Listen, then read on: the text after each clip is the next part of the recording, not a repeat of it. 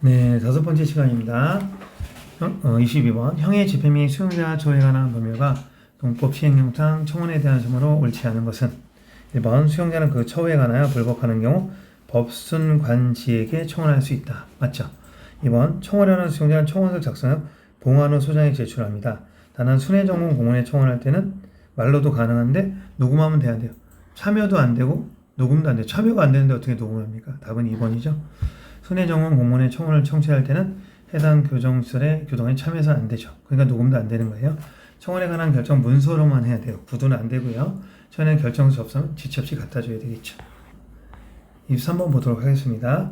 형의 집행 및 수용자 처우에 관한 법령상 권리구제에 대한 점은 옳지 않은 것은 1번. 소장은 면담 신청한 수용자 면담한 경우 교도관하고 면담을 기록하는 게 아니라 자기가 써야 돼요. 자기가 기록하는 거, 요지를. 전체를 기록하는 게 요지만 기록하게 돼 있어요. 답은 1번이네요. 교도관한테 시키는 지가 해야 돼요.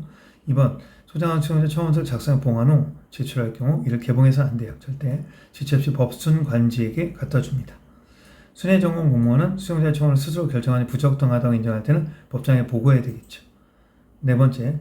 수용자는 청원, 진정, 소장과의 면담, 그 밖에 권리구제를 위한 행위를 하였다는 이유로 독방에 가두면 안 된다. 불이익한 처우를 하면 안 된다. 23번 보도록 하겠습니다. 형의 집행 및 수용자 처우에 관한 법령상 청원에 대한 점을 옳지 않은 것은 1번. 수용자는 그 처우에 관하여 불복하는 경우 법순관지에게 청원할 수 있다. 2번. 청원하는 수용자는 청원서를 작성, 봉하죠. 수용자에 제출합니다. 다만 순회전공 공문에 대한 청원은 말로도 가능하다. 2번. 소장은 청원서를 개봉해서 아니 되며 이를 지체 없이 법순관지에게 보내거나 순회전공문에 전달합니다. 소장은 수용자가 관할 지방교정청에 청원하는 경우에 그 인적사항을 청원부에 기록한다가 되어 있는데 그게 아니라 순회전공 공무원할 때 할 때는 인적사항을 기록해요. 누가? 소장이 기록하고요. 그 다음에 청원의 요지는 순회전공 공무원이 기록하게 되어 있어요. 이걸 두 개 나눠서 인적사항은 누가? 순회전공 공무원이 하는 게 아니라 소장이 하는 거고요. 소장이. 그 다음에 청원의 요지는 순회전공 공무원이 기록하게 되어 있어요. 청원부터. 됐습니다. 그래서 4번. 25번 보겠습니다. 형의 집행 및 수용자 처우에 관한 법령상 수용자의 권리 구제에 대한 내용으로 옳은 것은 처우에 불복하는 수용자는 소장에 말로 하거나 청원서를 작성해서 봉한 후 제출하여 청원할 수 있다. 말로도 가능하다 그랬죠? 근데 중요한 건 소장한테는 뭐예요? 말로 못해요. 순회전공 공무원한테 하는 거니까. 그래서 이건 틀린 거고요. 그 다음에 수용자와 처우에 관하여 각각 다른 사유로 면담을 선처해요. 같은 사유로 반복할 때만 문제가 돼요. 그래서 다른 사유면 문제가 없어요. 그래서 2번 틀렸고, 법무장관, 지방교정청장 또는 소장은 총회터 며칠? 7일 이내 정보의 공개 및 우송 등에 들 것을 예상되는 비용을 산정해서 미리 납부할 것을 통지할 수 있다죠. 통지할 수 있다. 임의규정입니다. 임의규정. 순회전공 공무원 수용자로부터 말로 청원을 받고 그 청원에 대해서 결정을 하는 경우 결정 요지를 청원부에 기록한다. 그렇죠. 답은 4번이죠. 네, 배웠죠? 결정의 요지는 누가? 그렇죠. 청원부, 순회전공 공무원이. 인적사항은 누가? 소장이. 자, 30번 보겠습니다. 제도자 권리구제로 옴부즈맨 암행어사 같은 거라 그랬죠. 그래서 독립적으로 운영돼서 하는 거죠. 잘하고 있는지. 성공 여부는 독립성, 비당파성, 전문성이 있어요. 그 중에 제일 중요한 독립성이죠. 그래서 옴부즈맨의 독립성을 전문성 확보해서 교정당국이 임명하는 게 제3자가 임명하는 게 좋다 했죠. 답은 2번. 재소자의 불평을 수리해서 조사하며 보고서를 작성해서 적절한 대안을 제시합니다. 원래 정부 관리에 대한 시민의 불평등을 조사할 수 있는 스웨덴 공무원 제도에서 우리 스타벅스 같은 데 이제 가서 직원들이 정용진 회장님 대신 가는 거예요. 그래서 이거는 스웨덴의 공무원 제도 나오고 행정에서 많이 나오는데요. 이 질문 보겠습니다. 형의 집행 및 수용자 처우에 관한 법령상 수용자 정보공개 청구에 대해서 옳은 것은 정보공개는 시험에 굉장히 많이 나와요. 현재의 수용기간 동안 법무장관, 지방교정청장, 법지소에게 정보공개를 청구를 한 후 공공기관 정보공개에 관한 법률 제17조에 대한 비용을 납부하지 않을 때 2회 이상, 2회가 중요하죠. 수용자의 정보공개에 대한 청구한 경우에 법지소는 그 수용자의 정보의 공개 및 우송에 들 것을 예산 비용을 미리 예납하게 할 수 있죠. 예납. 맞아요. 거부가 아니라 예납. 답 1번이네요. 정보의 공개, 우송 등에 들 것 예산 비용을 미리 납부해야 되는 수용자가 비용 납부하지 아니한 경우 법지소는 그 비용을 납부할 때까지 공공기관 정보에 관한 법률에서 납부하게 할 수 있다. 네, 절대 유예해야 한다. 그래서 유예할 수 있다죠. 임의규정입니다. 네, 임의규정. 정보의 공개 우송도에 들 것으로 예상되는 비용은 그렇죠. 정보 공개에 되는 산정 방법, 납부 방법, 비용 납부에서 예비되죠. 예비용, 예비대. 대통령령이죠. 대통령령. 법무장관, 지방교정청장 또는 소장은 정보 비공개 결정을 한 경우에는 납부된 금액의 전부를 반환하고 부분 공개했을 때는 공개 결정한 부분에 대해서 드는 비용을 제외한 금액을 반환할 수 있다 해야 한다. 돈 다 돌려줘야죠. 남은 돌려줘야 됩니다. 강행법규, 임의법규에 관한 내용이죠. 28번 보겠습니다. 수용자에 대한 징벌 및 권리구제에 대한 설명을 옳은 것은 1번 소장은 동일한 사유로 면담한 사실이 있음에도 불구하고 정당한 반복이죠. 반복하여 면담을 시작할 때는 응하지 아니할 수 있다. 답은 맞네요.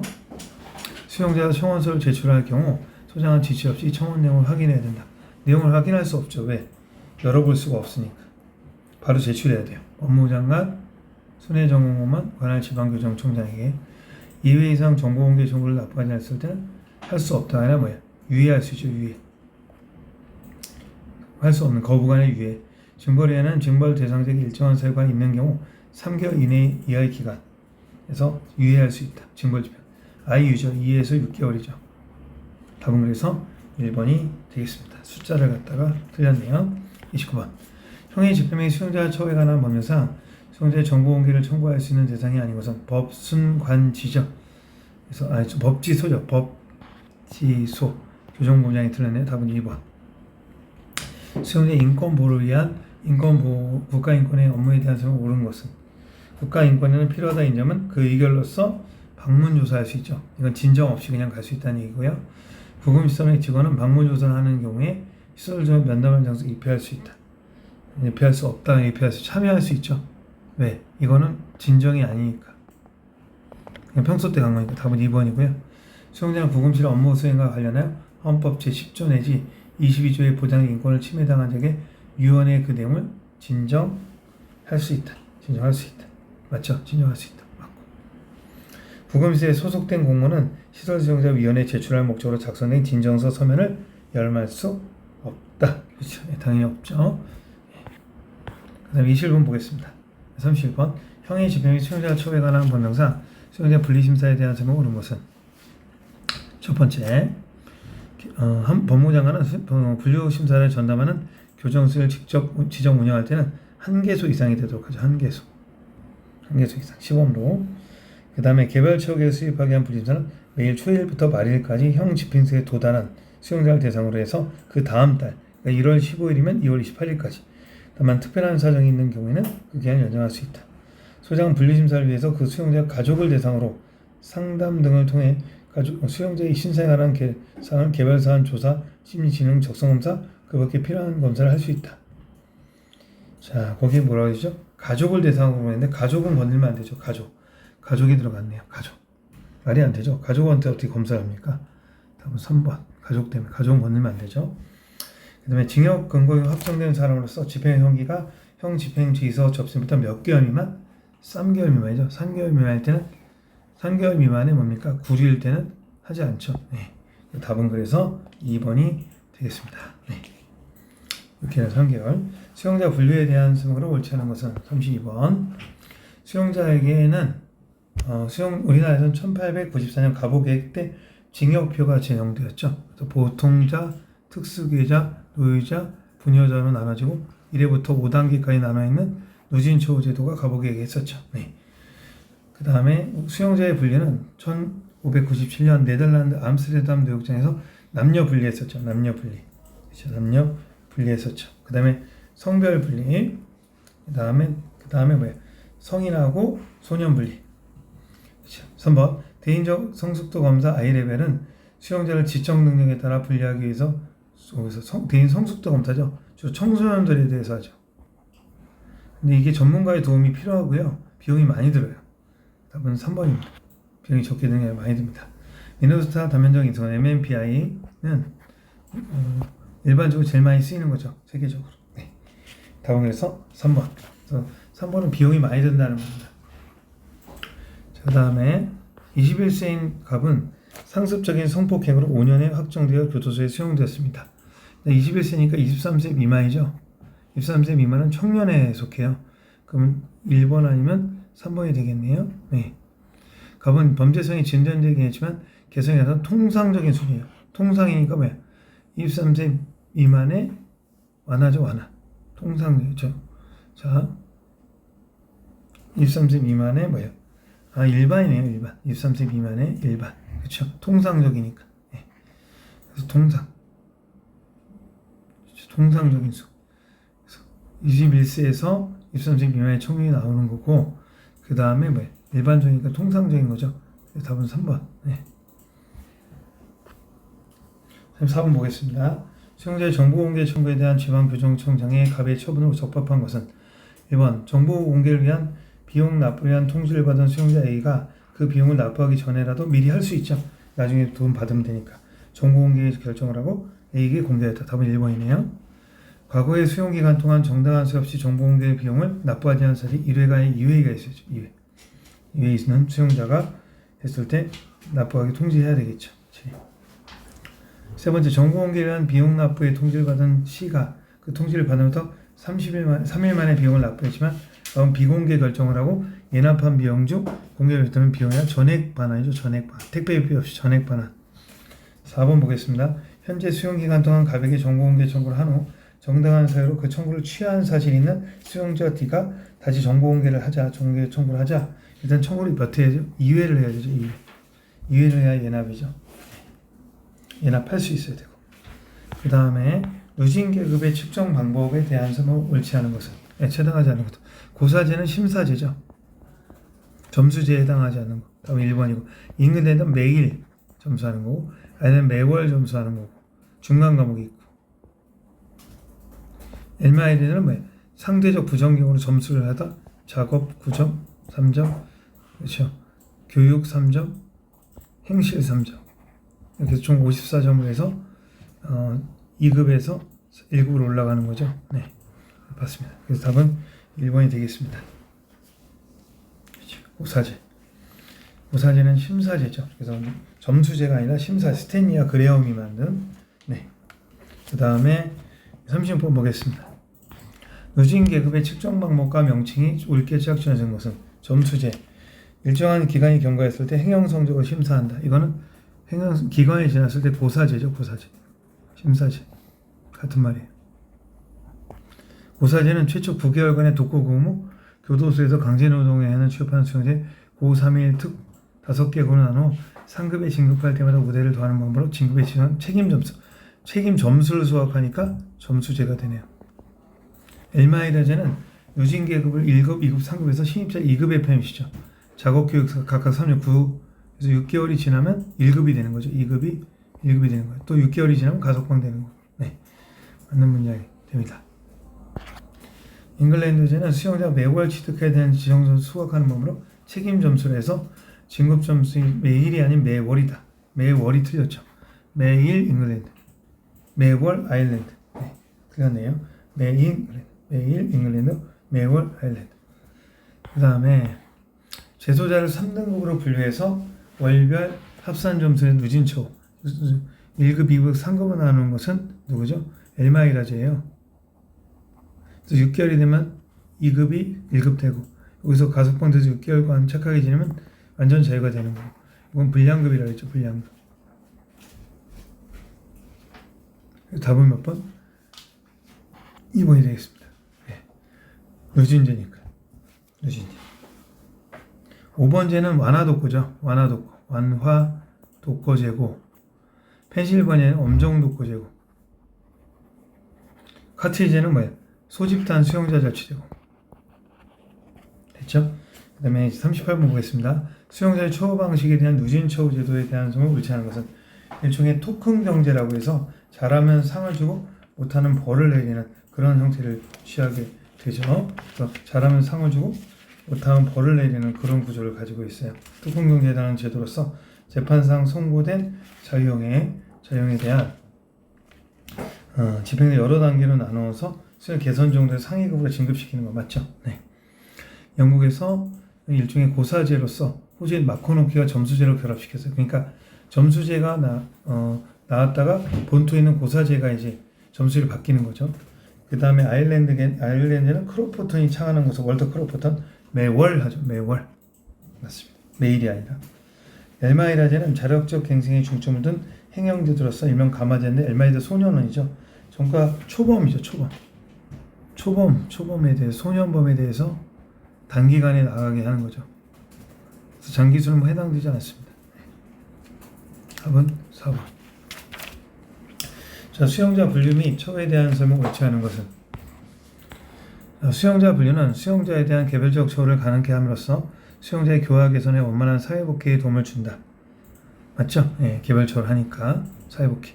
19세기 이후 과학의 발달에 힘입어 수용자 합리적 처우에서 과학적 분류가 시작되는데 뉴욕주 싱싱 과목에서 싱싱해지는 거죠. 분류선의 클리어링 하우스가 대표적인 예이다. 정신과 질환식으로 치료해서 내보내는 거죠. 누진계급의 측정물 고사제는 기간제죠. 일정한 기간이 지나면 그 내에 시간 내 수용자를 교정 성적에 따라서 보고하고 올리는 거죠. 교도위원회에서. 당연하고. 누진계급의 점수인 아일랜드제는 수용자를 최초 9개월. 맞죠? 그 다음에 뭡니까? 홍보 작업. 그 다음에 홍보 작업에 5단계가 들어갑니다. 5단계. 그 다음에 중간 과목이 있어야 돼요. 중간 과목 다음에 석방. 중간 과목이 없어서 틀린 거예요. 그렇죠? 그 다음에 이제 40번 보겠습니다. 다음 수용자 중 형의 집행 및 수용자 처우에 관한 법령상 그 분류에서 제외. 보통 3개월 미만일 때는 구류까지 포함해서 제외하죠. 3개월 미만일 때는 집행의 근거가 확정된 사람으로서 집행행위가 3개월 미만 됐죠. 구류가 확정된 사람. 구류가 확정된 사람은 구류는 안 한다 그랬죠. 3개월 미만이니까 29일이니까 징역형이 확정된 사람으로서 집행행위가 형 집행지서 3개월 미만이면 안 한다 그랬죠. 질병 등으로 곤란할 때는 이건 뭐예요? 질병 조사 중일 때 곤란할 때는 유예해야 되죠. 유예. 그 다음에 형의 집행 및 수용자 처우에 관한 법률상 시행규칙상 분류심사에 대한 점을 옳지 않은 것은 구령이 확정된 사람에 대해서는 분류심사 하지 아니한다. 맞죠? 구령은 안 한다 했죠. 무기징역이 확정된 수용자가 정기 재심사를 시기하는 시기는 형이 20년으로 봅니다. 맞아요. 부정기 재심사는 단기 만약에 3년, 장기 6년이면 단기를 기준으로 하는 거예요. 알겠죠? 답은 2번. 빨리빨리 해줘야 되니까. 집행한 형기가 불림사 유예 사유 소면에서 3개월 미만일 때, 즉 유예가 끝나는데 남은 기간이 3개월 미만이면 그냥 안 하게 돼 있어요. 하지 아니한다. 알겠죠? 하지 아니한다가 되는 겁니다. 그렇죠? 하지 아니한다. 그 다음에 보겠습니다. 42번. 형의 집행 및 수용자 처우에 관한 법률상 분류처위원회에 대한 점을 옳지 않은 것은 분류처위는 심의 의견을 포함해서 외부 전문가 의견을 들을 수 있다. 5에서 7의 전원이 내부위원이지만 외부위원을 들을 수는 있어요. 그리고 3분의 2 출석이죠. 위원장은 소장이고 저는 내부위원만 구성됩니다. 1번은 맞고요. 분류처위원회 위원장으로서 5에서 9가 아니라 5에서 7이죠. 다음은 2번. 분류처위원회 위원회는 위원장, 부소장, 과장, 7급 이상 공무원 임명한다. 수용자의 개별 처우계 가석방 심사의 대상자 선정도 분류처위원회에서 하죠. 수용자 분류처위에 관한 중요한 사항을 심의 의결하기 위해서 분류처위에 둔다. 필요적 기구죠. 필요적 기구. 자, 형의 집행 및 수용자 처우에 관한 법령상 정기 재심사에 대한 내용으로 옳은 것은 부정기형의 재심사는 장기형이야 단기형이야 단기죠. 부단하게. 이건 틀렸고 소장은 재심사를 할 때는 그 사유가 발생해서 2개월이 아니라 만약에 4월 15일이다 그러면 뭐야? 5월 30일까지 하면 돼요. 31일까지 그 다음 달까지 2월이 아니라 그 다음 달까지 틀렸네. 무기형을 20년 초과하는 것은 뭐예요? 그 형기 20년을 본다. 맞죠? 예. 합산이 20년 초과하는 경우도 두 개 이상의 징역을 집행하는 때는 그 형기를 합산한다. 아니 그냥 20년으로 한다 그랬죠. 20년으로. 합산해서 넣으면. 왜 무기가 최대 20년이니까. 자, 44번 보겠습니다. 형의 집행 및 수용자 처우에 관한 법률 시행규칙상 수용자의 부정기 심사를 할 수 있는 경우에 모두 고른 것은 자 거기 밑에 보면은 뭐죠? 오류가 있을 때, 그렇죠? 공을 갖다가 세웠을 때, 사고를 예방했을 때, 징벌을 의결해야 돼. 징벌행위를 했다는 이유만으로 안 되고요. 전국 기사 학사는 우대한다 그랬죠. 그 다음에 금고 이상. 자, 그럼 보겠습니다. 지방기능경기 아니죠. 전국이니까 틀렸죠. 전국. 현재에서 추가 사건에서 추금이죠. 추금 틀렸네요. 징벌을 의결했을 때 이건 되네요. 결정 났으니까 행위가 아니라 오류가 있으면 다시 해야 되죠. 기사 학사는 우대한다 그랬죠. 답은 그래서 몇 번?